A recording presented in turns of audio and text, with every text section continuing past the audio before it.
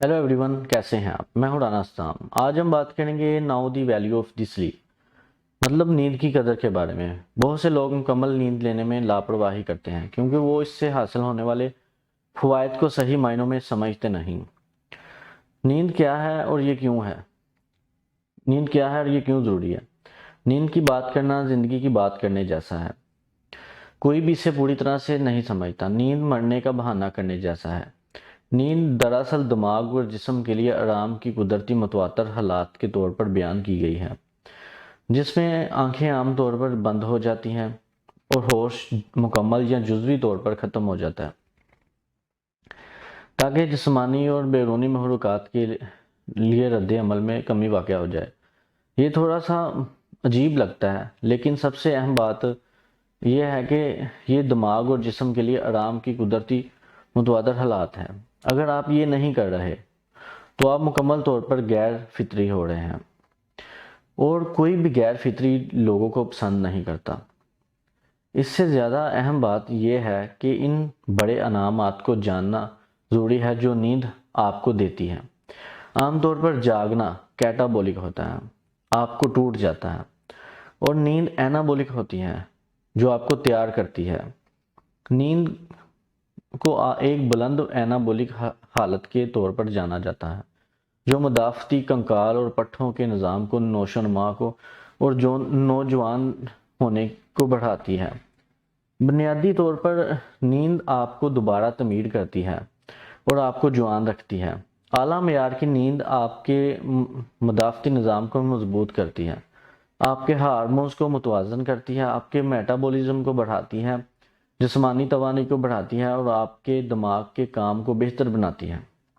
इन तमाम ज़रूरी फ़वाइद के बगैर जो नींद फराहम कर रही है, आप अपने जिस्म को सही मिकदार में नींद दिए बगैर में कभी नहीं दोहराते। आपको जिस्म और ज़िंदगी की ज़रूरत नहीं मिलेगी। हमारी सकाफ़त में नींद का बहुत ज़्यादा एहतराम नहीं किया जाता।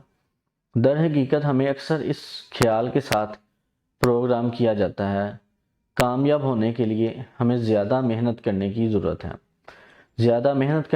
और कम नींद लेने की ज़रूरत है, और जब हम मर चुके होंगे तो वो हम तमाम नींद हासिल कर लेंगे जो हम चाहते हैं। ये कहना कि नींद का एहतराम नहीं किया जाता वाकई एक छोटी सी बात है। मेहनत करना बिलाशुबा कामयाब होने का एक बड़ा हिस्सा है, लेकिन इसी तरह होशियार काम करना भी बहुत ज़रूरी है।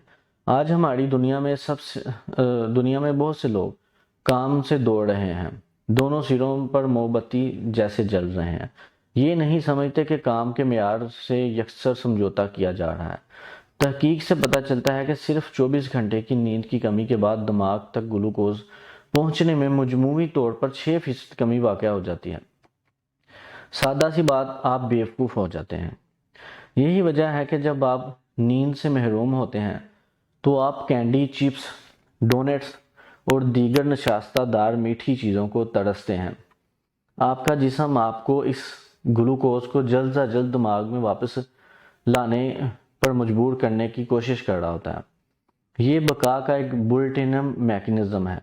ये हमारे जीनों में मोर्सी है, क्योंकि हमारे दोनों में शिकारी जमा करने वालों के तौर पर दिमागी ताकत की कमी का मतलब शिकारी से तेज़ी से मौत, या शिकार करने और बका के लिए अपनी खुराक हासिल करने का काफ़ी हद तक कम होने की सलाहियत हो सकती है। आज रेफ्रिजरेटर का एक सादा सा सफ़र आपके जिस्म को ज़्यादा नींद के लिए रोने की नज़रअंदाज कर सकता है, लेकिन वो तनाव का मैकेनिज़्म अभी भी आपके जिस्म में ज़िंदा और अच्छी तरह से है। मैं यकीन नहीं कर सकता इस नींद की कमी ब्रेन ड्रेन की दरियाफ्त से सबसे कीमती रास्ता ये है कि ग्लूकोज में कमी को यकसा तौर पर शरीक नहीं किया जाता।